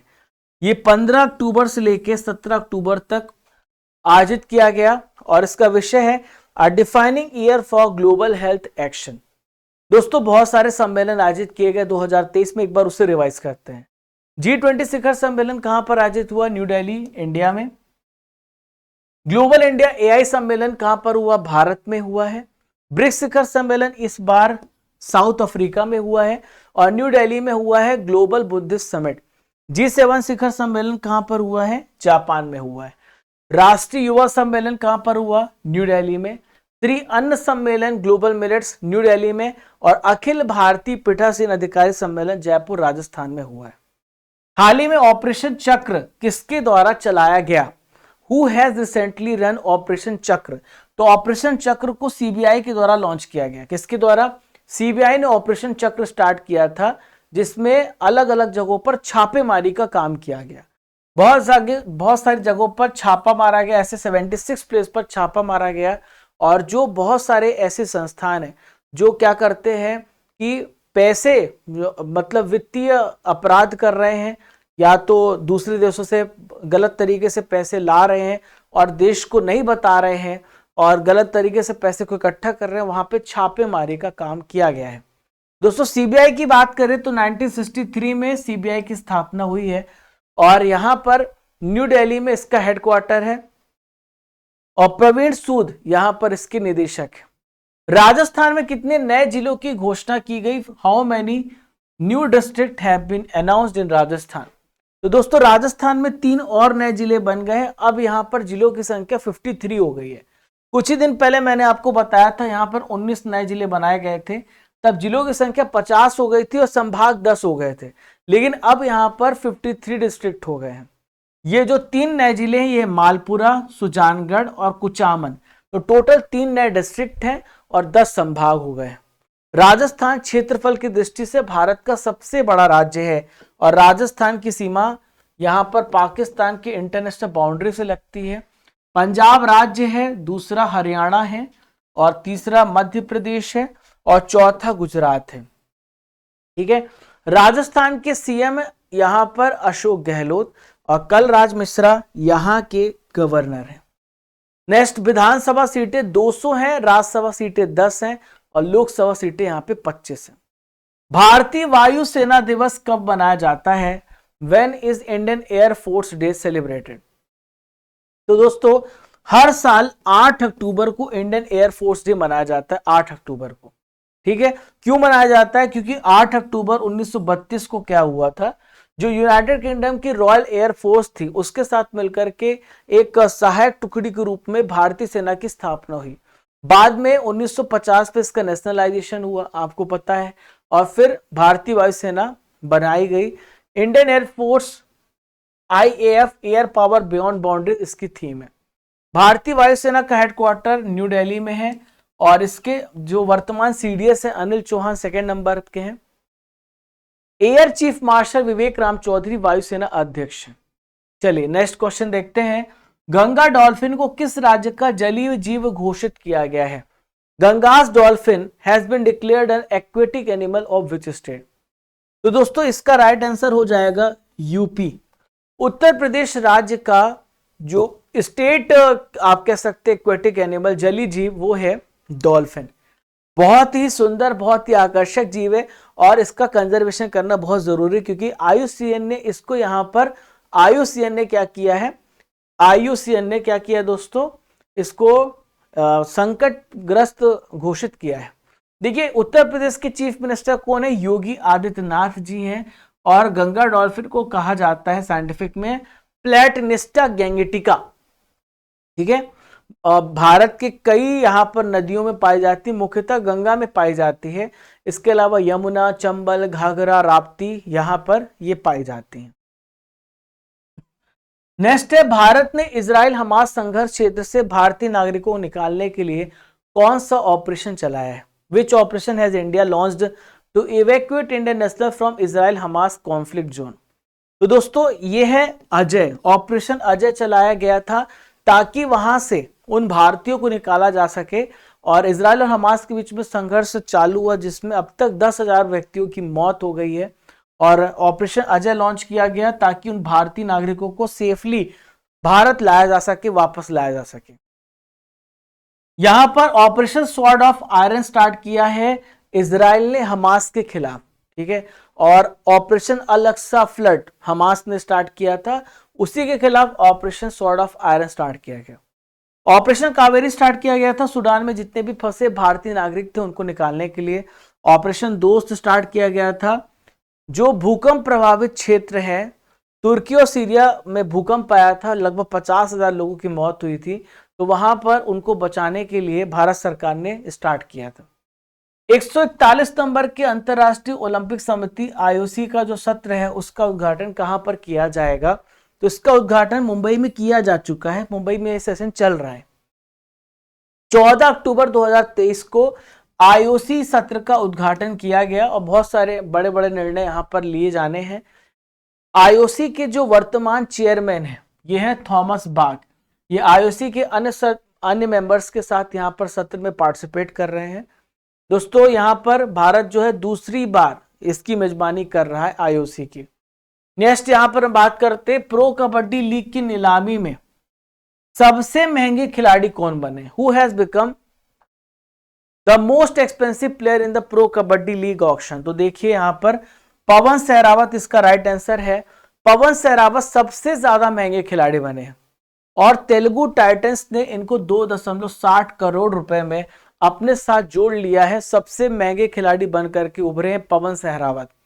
प्रो कबड्डी लीग की बात करें तो 2014 से ही इसका आयोजन किया जा रहा है और सबसे ज्यादा जो सक्सेसफुल टीम रही है इसका नाम है पटना पायरेट, जिन्होंने 3 बार इस खिताब को अपने नाम किया है। अगर आपसे पूछा जाए 2022 में कौन विनर था तो जयपुर पिंक पैंथर्स ने प्रो कबड्डी लीग को अपने नाम किया था। 2023 में इसका 10th एडिशन होने वाला है। नेक्स्ट क्वेश्चन ये रहा, Satyajit Ray excellence in film lifetime award से किसे सम्मानित किया जाएगा? Who will be honoured with the Satyajit Ray excellence in film lifetime award? तो दोस्तों यहां पर माइकल डगलस इसका राइट आंसर है। माइकल डगलस को Satyajit Ray excellence in lifetime award से सम्मानित किया जाएगा। हॉलीवुड एक्टर है, निर्माता है और गोवा में होने वाला इस बार आपको मैंने बताया है 54 नंबर का भारतीय अंतरराष्ट्रीय फिल्म महोत्सव, जहां पर इनको Satyajit Ray excellence in film lifetime award से सम्मानित किया जाएगा। ठीक है, तो दोस्तों आगे बढ़ते हैं। लॉरियस का एम्बेसडर हाल ही में किसे बनाया गया है? Who has become the ambassador of Laureus? तो लॉरियस के एम्बेसडर यहाँ पर नीरज चोपड़ा को बनाया गया है। यहाँ पर आप नीरज चोपड़ा को देख रहे हैं और ओलंपिक विनर हैं, वर्ल्ड एथलेटिक्स चैंपियनशिप में गोल्ड मेडल जीता था और अभी यहाँ पर एशियन चैंपियनशिप हुआ था, एशियन गेम्स, उसमें भी भारत को इन्होंने गोल्ड मेडल दिलाया है। तो यहाँ पर इन्हें ब्रांड एम्बेसडर बनाए गए हैं। सामिया सुलू हसन ये किस देश की राष्ट्रपति हैं जो भारत की यात्रा पर आई हैं? Samia Suluhu Hassan has become is the president of which country who has visited India? तो दोस्तों तंजानिया की ये प्रेसिडेंट हैं जो कि भारत की यात्रा पर आई थी 8 से 10 अक्टूबर के बीच पे। यात्रा के दौरान बहुत सारे समझौते हुए, इन्होंने राष्ट्रपति द्रौपदी मुर्मू से मुलाकात की, फिर देश के प्रधानमंत्री से भी मुलाकात की है। अमेरिका में सबसे बड़े हिंदू मंदिर का उद्घाटन किस शहर में किया गया? The largest Hindu temple in US has been inaugurated in which city? तो सबसे बड़े हिंदू मंदिर का उद्घाटन न्यू जर्सी में हुआ और अक्षरधाम टेम्पल है ये। दोस्तों अक्षरधाम टेम्पल एक हमारे भारत में है और एक दूसरा सबसे बड़ा अक्षरधाम टेम्पल 8 अक्टूबर को इसका उद्घाटन किया गया है अमेरिका में न्यू जर्सी शहर पर। नेक्स्ट है, भारत नागपट्टिनम से किस देश के लिए नौका सेवा शुरू हुआ? India will launch the services to which country from Nagapatti? तो नागपट्टिनम से यहां पर श्रीलंका के लिए भारत ने यहां पर नौका सेवा स्टार्ट की है। भारत से कहां के लिए? श्रीलंका के लिए। तो दोस्तों 10 अक्टूबर को नागपट्टिनम जो कि तमिलनाडु में है, तो पड़ोसी देश श्रीलंका के लिए मशीनी नौका सेवा स्टार्ट किया है।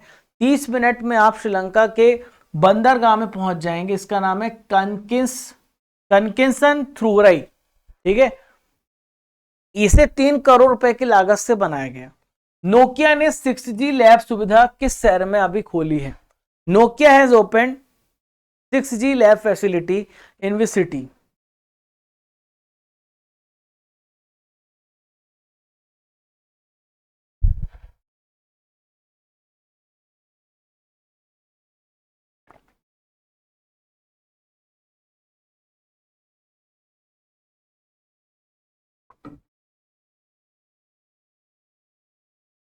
बोलते बोलते आवाज गायब हो रही थी दोस्तों, मैं पानी पी लिया जाए। ठीक है, हालांकि हम लोग बस अब एंड में ही हैं, 2-4 क्वेश्चन और बचा है। तो नोकिया ने 6G लैब सुविधा किस शहर में खोली है? तो दोस्तों बेंगलुरु इसका राइट आंसर होगा। तो नोकिया ने बेंगलुरु में यहां पर रिसर्च और डेवलपमेंट के लिए एक सेंटर डेवलप किया है जो बहुत ही एडवांस्ड है। यहां पर 6G प्रयोगशाला की स्थापना की है। ठीक है, यहां पर 6G टेक्निक की मदद से ये एजुकेशन के क्षेत्र में, हेल्थ के क्षेत्र में 6G का इस्तेमाल किया जाएगा और ट्रांसपोर्ट के क्षेत्र में भी इसका इस्तेमाल किया जाएगा। नेक्स्ट क्वेश्चन की ओर बढ़ते हैं। काजू कर्नेल को जीआई टैग दिया गया है, ये किस राज्य से संबंधित है? तो दोस्तों गोवा राज्य से संबंधित है काजू। यहां पर आप देख पा रहे हैं गोवा के काजू को हाल ही में जीआई टैग दिया गया है। और जो काजू आया है वो कहां से आया है दोस्तों? अमेरिका से आया है, बाद में पूरी दुनिया में फैल गया। भारत में यहां पर पुर्तगालियों के द्वारा 1570 में काजू लाया गया था। दोस्तों बात कर लेते हैं यहां पे जीआई टैग की। तो जीआई टैग किन्हें दिया जाता है? किसी भी रीजन को इंपॉर्टेंस दी जाती है, वो उसकी ओरिजिनल आइडेंटिटी होती है जीआई टैग। और इसके लिए अधिनियम पारित किया गया था भारत में, जिसे बोलते हैं geographical indication of goods registration protection act. और ये 1999 में पारित किया गया था, 2003 से प्रभावी हुआ। सबसे पहले जीआई टैग दार्जिलिंग की चाय को मिला था 2004 में। देखिए भारत के बहुत सारे प्रोडक्ट्स को अभी जीआई टैग दिए गए, जैसे मिर्चा चावल जो कि बिहार राज्य को जीआई टैग दिया गया है, बनारस पान उत्तर प्रदेश को जीआई टैग दिया गया, बनारस लंगड़ा आम को यूपी को जीआई टैग दिया गया, और रामनगर का जो बैगन है, भाटा है, उत्तर प्रदेश को जीआई टैग दिया गया है। नेक्स्ट क्वेश्चन ये रहा, मोहम्मद मुइज्जू ये किस देश के राष्ट्रपति बने? Mohamed Muizzu has become the president of which country? तो मोहम्मद मुइज्जू मालदीव्स के राष्ट्रपति बने। किसके राष्ट्रपति बने? ये मालदीव्स के राष्ट्रपति बने। दोस्तों इन्होंने इब्राहिम मोहम्मद सोली को हराया 18,000 वोटों से, और ये जो है भारत के खिलाफ एजेंडा फैला रहे हैं, प्रोपेगेंडा फैला रहे हैं, भारत और चाइना की तरफ ज्यादा झुके हुए हैं, मोहम्मद मुइज्जू। ठीक है, नेक्स्ट क्वेश्चन, क्रिकेट का ईरानी कप 2023 किसने जीता है? Who has won cricket Irani cup 2023? तो शेष भारत ने क्रिकेट का ईरानी कप 2023 अपने नाम किया है। शेष भारत ने सौराष्ट्र को हराया है, 175 रनों से हरा करके 30वां ईरानी कप 2023 को जीता है। और 1 अक्टूबर से 3 अक्टूबर तक इस मैच का आयोजन हुआ था गुजरात के राजकोट में, सौराष्ट्र क्रिकेट एसोसिएशन स्टेडियम में। दोस्तों शेष भारत के कप्तान कौन थे? हनुमा बिहारी और जयदेव उनादकट, ये सौराष्ट्र के कप्तान थे। ईरानी कप जो है अगर बात करें तो रणजी ट्रॉफी के बाद दूसरा सबसे बड़ा ट्रॉफी है। जो भी रणजी ट्रॉफी का चैंपियन होता है, शेष भारत की टीम होती है, उसके बीच में मुकाबला होता है। पिछले बार की रणजी ट्रॉफी की जो विनर थी वो थी सौराष्ट्र, और इसका आयोजन बीसीसीआई कराता है और ये 4 दिवसीय क्रिकेट मैच होता है। आज का आखिरी क्वेश्चन दोस्तों, आपको क्लास कैसी लगी जरूर बताइएगा कमेंट बॉक्स पर। संप्रीति 11 अभ्यास भारत और किस देश के बीच में आयोजित किया जा रहा है? Sampriti 11 exercise is being conducted between India and which country? तो देखिए संप्रीति, तो संप्रीति जो है भारत और बांग्लादेश के बीच में होता है संप्रीति अभ्यास। और संप्रीति अभ्यास बांग्लादेश की उमरोई में हुआ, माफ कीजिएगा, मेघालय के उमरोई में हुआ है संप्रीति 11 एक्सरसाइज, और ये 14 दिनों तक अभ्यास चला है। ठीक है, 2009 में असम के जोरहाट में इसकी शुरुआत हुई थी और 2023 में इस बार 11th एडिशन हो रहा है। तो दोस्तों कैसा लगा आप लोगों को 70 इंपॉर्टेंट मंथली करंट अफेयर्स जरूर बताइएगा कमेंट बॉक्स पर। अब दोस्तों जैसा मैंने आपको कहा था कि आपने करंट अफेयर्स बहुत अच्छे से पढ़ा है, अब 20 क्वेश्चंस का मैं आपका टेस्ट लूंगा, तो 20 क्वेश्चन आने वाले रैपिड राउंड। ठीक है, तो चलिए शुरू करते हैं, बहुत तेजी से हम इसको कंडक्ट करेंगे। आइए देखते हैं, नेशनल फिल्म अवार्ड किस वर्ष दिए जा रहे हैं? ध्यान से करिएगा, ये आपका फाइनल टेस्ट है। 1954 से नेशनल फिल्म अवार्ड्स दिए जा रहे हैं। वहीदा रहमान को किस साल के लिए दादा साहेब फाल्के अवार्ड दिया गया? तो 2021 वर्ष के लिए इन्हें दादा साहेब फाल्के अवार्ड से सम्मानित किया गया है। एशियन गेम्स 2022 का आयोजन किस देश में किया गया? तो कहां पर किया गया? चाइना में इसका आयोजन किया गया। एशियन गेम्स 2022 में अन्नू रानी जो कि भाला फेंक खिलाड़ी, इन्होंने कौन सा मेडल जीता? भारत को इन्होंने गोल्ड मेडल दिलाया है। नरगिस मोहम्मदी को किस क्षेत्र में नोबेल पुरस्कार मिला है? तो दोस्तों इनको यहां पर पीस के क्षेत्र में, शांति के क्षेत्र में नोबेल पुरस्कार मिला है। आप सभी कमेंट बॉक्स पे उत्तर जारी रखिए। ग्लोबल हंगर इंडेक्स 2023 में कितने देशों को शामिल किया गया था? तो ग्लोबल हंगर इंडेक्स में 125 देशों को शामिल किया गया। राजेंद्र विश्वनाथ अर्लेकर किस राज्य के राज्यपाल हैं? तो दोस्तों बिहार राज्य के राज्यपाल है राजेंद्र विश्वनाथ अर्लेकर। सीमा सड़क संगठन अपने किस वर्ष स्थापना हुई थी? 1960 में इसकी स्थापना हुई थी। स्टैच्यू ऑफ वननेस किस राज्य में स्थित है? तो statue of oneness Madhya Pradesh के खंडवा जिले में है। पैरा एशियन गेम्स की शुरुआत किस वर्ष की गई? 2010 में पैरा एशियन गेम्स की शुरुआत की गई। अस्ताना किस देश की कैपिटल है? अस्ताना कजाकिस्तान की कैपिटल है। ठीक है, नेक्स्ट क्वेश्चन, भारतीय स्टेट बैंक की स्थापना कब की गई? 1955 में की गई। बिशन सिंह बेदी का संबंध किस खेल से था? इनका निधन हो गया है, क्रिकेट से था। नेक्स्ट क्वेश्चन, प्लास्टिक उत्पाद बैग पर प्रतिबंध लगाने वाला पहला देश कौन सा है? तो ये है न्यूजीलैंड। नेक्स्ट है, बिम्स्टेक का हेडक्वार्टर कहां पर है? तो ढाका में बिम्स्टेक का हेडक्वार्टर है। वर्तमान में राष्ट्रीय पार्टियों की संख्या कितनी है? तो 6 राष्ट्रीय पार्टी, पहले 9 राष्ट्रीय पार्टी थी, अब 6 राष्ट्रीय पार्टी है। राष्ट्रीय खेलों का 37वां संस्करण कहां पर होगा? तो दोस्तों गोवा में होगा, पिछले वर्ष गुजरात में हुआ था। गूगल किस वर्ष स्थापित किया गया था? तो गूगल 1998 में स्थापित किया गया। तेज चक्रवात का जो नामकरण था किस देश ने किया है? तो भारत ने इसका नामकरण किया है। इंद्रसेना रेड्डी नल्लू किस राज्य के हाल ही में गवर्नर बने हैं? तो त्रिपुरा राज्य के गवर्नर बने हैं। तो दोस्तों बताइए आपने कितने क्वेश्चन सही किए और कैसा लगा सेशन, कमेंट बॉक्स पे बताइएगा। अगर आपको सच में हमारी मेहनत लगती है कि हाँ हमने कुछ सीखा है, तो आपने सभी दोस्तों को शेयर करना मत भूलिएगा, कमेंट करके बताइएगा और क्या किया जा सकता है। लाइक कर दीजिएगा, ताकि पता चले हमें कि हाँ आपने सच में पसंद किया है। और दोस्तों आज का सवाल है, राष्ट्रीय एकता दिवस कब मनाया जाता है? इसका आंसर आपको कमेंट बॉक्स पे देना है। आपको पहचानना है कि ये जो शुभंकर है, मस्कट है, इसका क्या नाम है 37 नेशनल गेम्स का। दोस्तों यहां पर मैं किंग सीरीज की क्लास लेता हूं 10 बजे, आप उसे जरूर देखिएगा। सुबह 6 बजे मैं करंट अफेयर्स की क्लास पढ़ाता हूं, उसे जरूर देखिएगा। और दोस्तों आपका मैगजीन लॉन्च हो गया है, आज ही डाउनलोड करिए। हिंदी और इंग्लिश दोनों मीडियम में आपका मैगजीन अवेलेबल है। अक्टूबर महीने का ई मैगजीन आज आ गया है, ठीक है।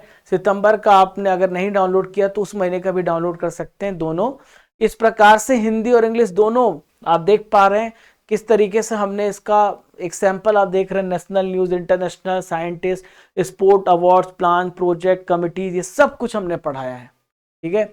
और दोस्तों बहुत जल्द आपका कोर्सेस लॉन्च होने वाला है और एक्सपेक्टेड डेट 10 तारीख है, 10 नवंबर, जहां पर हम इस क्लास को स्टार्ट करेंगे। दीपावली के बाद स्टार्ट करेंगे, तो आप सभी तैयार हो जाइए। स्टडी कर एप्लीकेशन को डाउनलोड कर लीजिएगा। यहां से ई बुक्स मिल जाएंगी, test series, PDF class notes, daily quiz books, सब कुछ का एक कंप्लीट सोल्यूशन है दोस्तों। और आपके लिए जो दूसरा ऑप्शन हमेशा ओपन है वो है Raja Gupta current affairs Telegram channel.